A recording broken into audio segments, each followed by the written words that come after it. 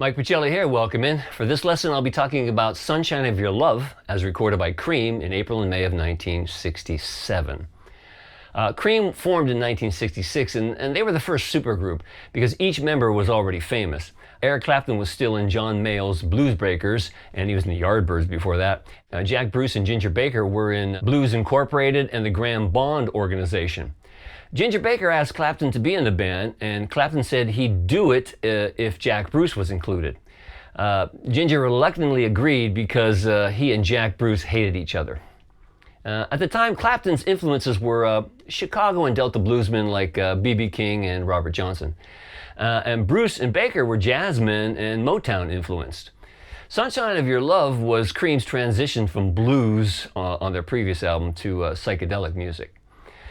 Jack Bruce based the song on a riff inspired by a Jimi Hendrix concert he attended at the Saville Theater on January 29th. And about that, Eric Clapton has said, "Hendrix played this gig that was blinding. I don't think Jack had really taken him in before, and when he did see it that night, after the gig, he went home and came up with the riff. It was strictly a dedication to Jimmy. And then we wrote a song on top of it. The lyrics were written by Pete Brown." So in April of 1967, Cream went to Atlantic Recording Studios in New York City, and the band set up in studio with their concert gear, which were 100-watt Marshalls. Engineer Tom Dowd was used to recording bands with small little 20-watt amps, but Cream wanted to record at ear-shattering levels. So Felix Pappalardi was brought in to produce and make sense of it all. Now the story is that Sunshine of Your Love wasn't coming together because Ginger Baker was playing a traditional rock beat. Similar to what you could hear Cream live at the Ricky Tick Club from April 22nd, 1967. And about that, Tom Dowd has said, "All the other songs they played were prepared, but this one song, they never found a pocket. They were never comfortable. I said, have you ever seen an American Western where the Indian beat, the downbeat, is the beat? Why don't you play that one?" Ginger went inside and they started to run the song again. When they started playing that way, all of the parts came together and they were elated. They got the rhythm track done, and about a week later, Eric Clapton went back in the studio and overdubbed the guitar solo using a 1964 Gibson SG to get his woman tone. And I'll talk more about that tone in a little bit. But Atco Records didn't even want to release the song because label president Ahmet Ertegun didn't like it at all. But on the insistence of Booker T. Jones of Green Onions fame, the song was released.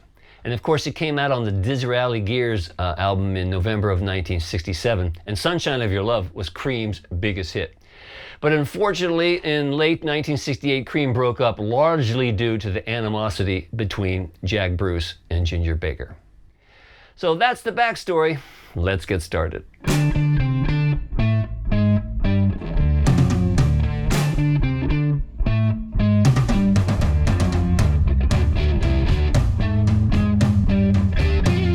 Eric Clapton is playing a 1964 Gibson SG on Sunshine of Your Love, and he's getting that renowned woman tone. And what is that? Basically, you got to remember all guitars sound different, and a 1964 SG will sound different than this reissue because of the old PAF Gibson pickups. But for the most part, to get it, you put your selector switch in the middle position, activating both pickups.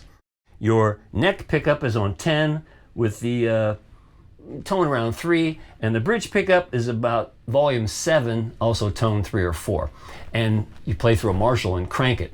He was using a 100-watt Marshall. I'm using a JTM 45, and it gets close to the tone. So the song is, based on that riff, which we all know, and it's simply a D to a C on the D string, then an A flat G, then a D to a F on the 6th and 5th string. D, F, D. And that's pretty much the riff. He also does it, for the most part, he does it an octave higher, that last D to F. There's always an octave higher for the most part. And before he plays he plays a little double stop on the 12th fret of the 4th and 3rd string. Right? So at the very beginning, you play.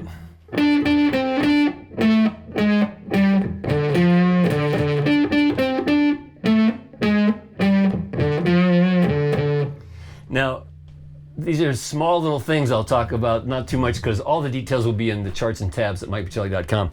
But he does do 2 Ds at the very beginning, going into the third measure. So it's like this. 2 Ds back to.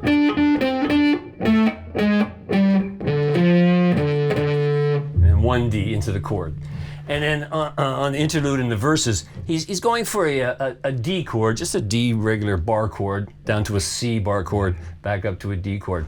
But he plays the 6th string, the low D, and then he plays on that D bar chord just the 5th, 4th, and 3rd string, and then down to the C and back up. And it's very staccato, you know, it's like, right? With all the sustain, he could have went, but he didn't. So you got to play very staccato to get it Eric Clapton-ish. So you go, and then that little double stop.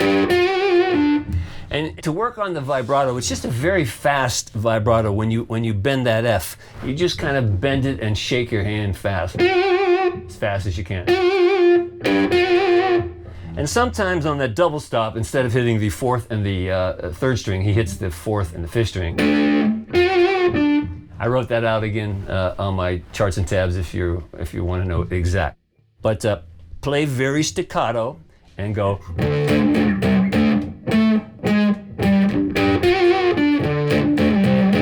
All right? So always get the low D of the chord.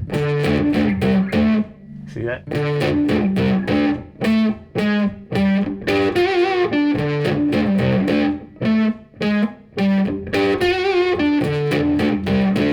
Get it. And when it changes to the power G chord, to a F to a G, which would be, you first play a low G on the 5th string, and then the riff here.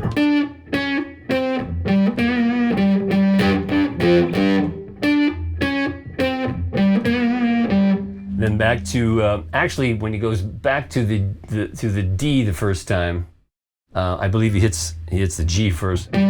Sometimes he hits the G into the D chord. Sometimes he hits the D into the G chord. Again, that's on the charts and tabs. But if you want to get it close enough, just whatever chord you're playing on, hit the root first, and you'll be cool.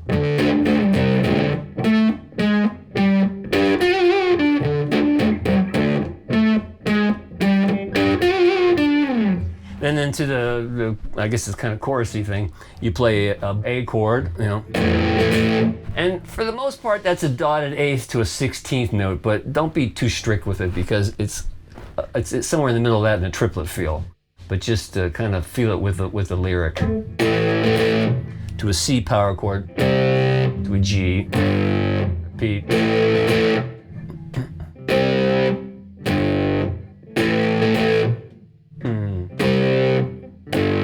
And then again, this power A, how he's pounding it out, is pretty much again dotted 8th to 16th, but not that strict, but something like that. And I would suggest you just listen to your drummer and just groove along with him as you play that part. And then the second verse is pretty close. There's I didn't point out one little idiosyncrasy that I think is kind of cool on that first G. On the first G and the 3rd G during verses, when he plays it was like on the second time he goes little hesitation on the B flat and then back to D. So that one again, that's on the first verse and the 3rd verse.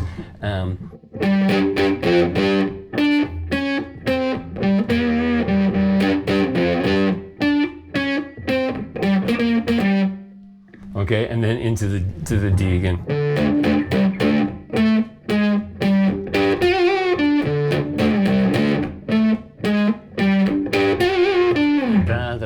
Now during the solo, he plays the low D to the F. So when he's playing the solo, the rhythm part is and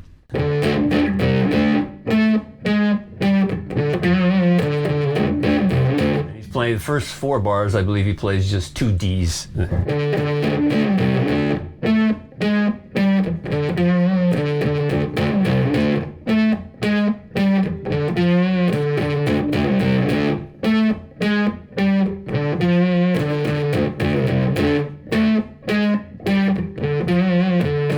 Then into the G, two Gs, yeah, and, you know.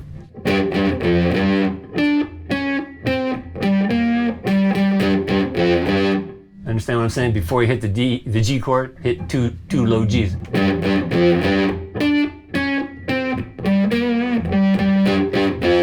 Those are incidentals, but if you want to get it exactly like Eric Clapton, that's what you do. Then again, another down, you know, that part.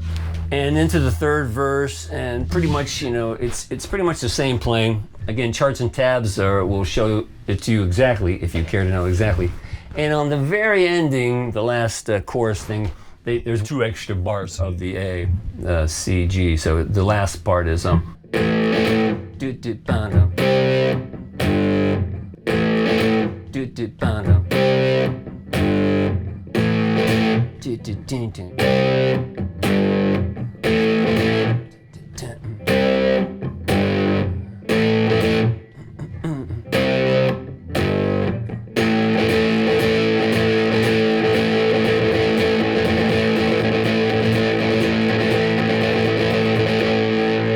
just have fun with that big A. Again, if you want to know it exactly, charts and tabs are at MikePachelli.com, and that'll show it to you way more clearer than I could say it or play it. But that's what Eric Clapton did on Sunshine of Your Love.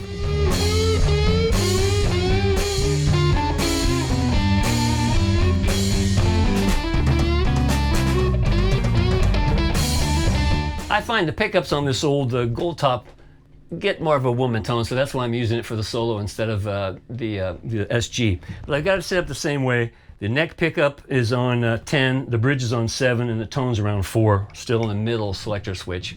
So let me play the whole solo so you can see it in its entirety first. It goes like this.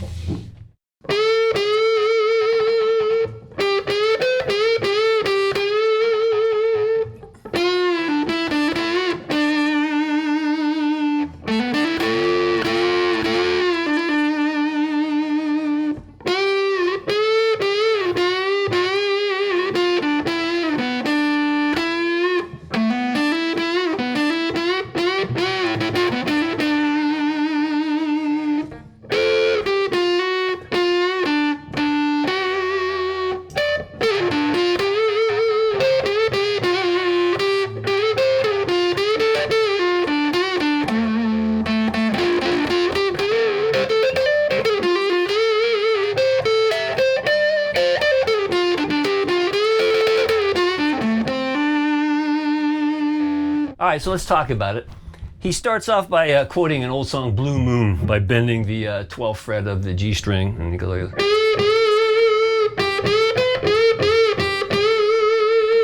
Then comes down to the 9th, and some double stops. And those are kind of out of time.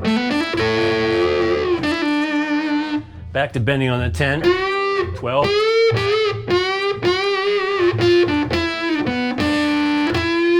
This little figure is odd because it's like the first beat is a 16 to an 8 to a 16, kind of like.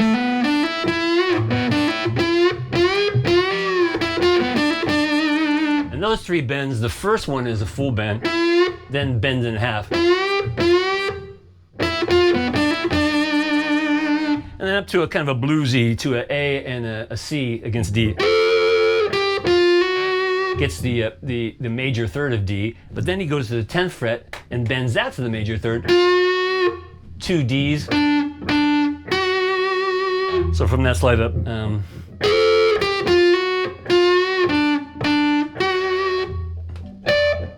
And your little D. Right? Very Hendrix line, right? Back up slide of it. Kind of a Chuck Berry line, really.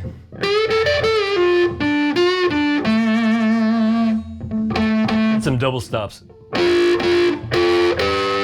Okay. Then shift back up to that kind of, A, C position.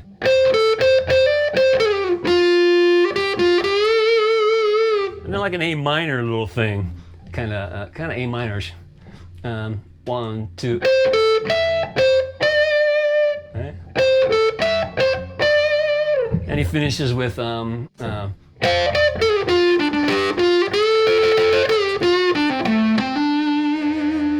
I played on the sound alike, I didn't do that last D on the and to 4. I kind of did it on 1. Sounds like it should have been. It almost sounds like they cut it off, like, because it doesn't hold. It's really sharp. The last note is, I'm sorry, like that at the end, where it should have sounded like.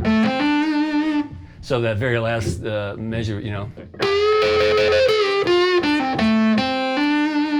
I play it like that, but on the record it's the upbeat, whatever you like. Again, charts and tabs will make it a lot clearer than I can say it or play it. But that's Eric Clapton's solo on Sunshine of Your Love.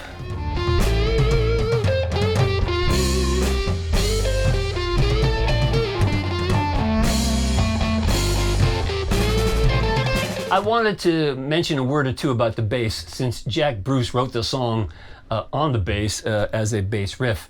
When the song starts, he plays exactly what Clapton plays, the same exact riff.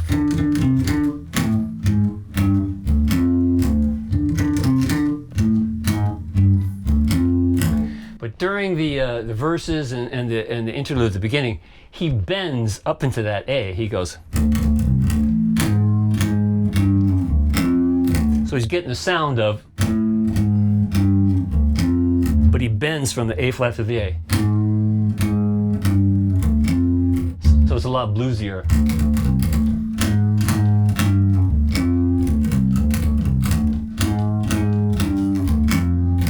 Now when he played it live, like at the Albert Hall, he's bending the G up a whole step and then down a half step. So he goes, on those live gigs, he's going.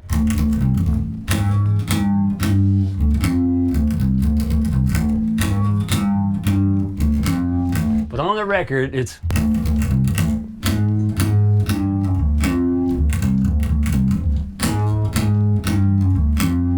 And then on the G's, straight.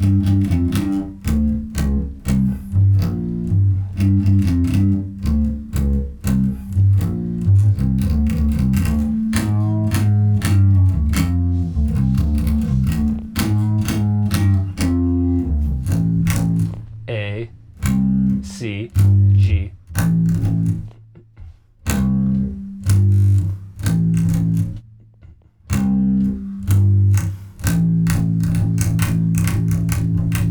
Whatever you want to do. But I think it's very important, and probably more guitar players are watching this than bass players, but show your bass player that.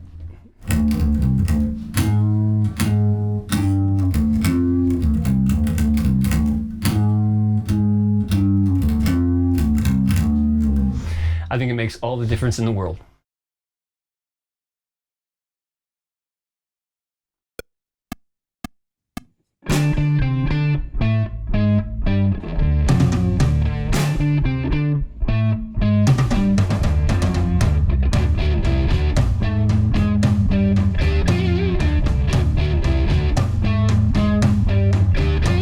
It's getting near dawn. When lights close the tired eyes.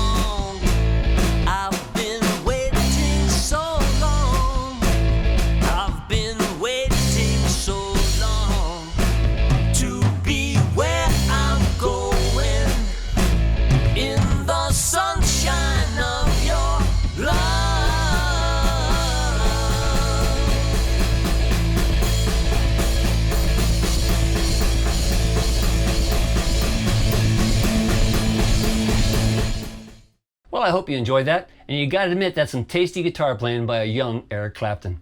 I suggest you download the charts and tabs at MikePachelli.com. This way you'll be able to see all the parts and it'll be a lot easier for you to learn. And I really appreciate your consideration in supporting my work that way by downloading some charts and tabs. So have fun playing this great old song, and until next time, I'm Mike Pachelli. Thanks for hanging out with me.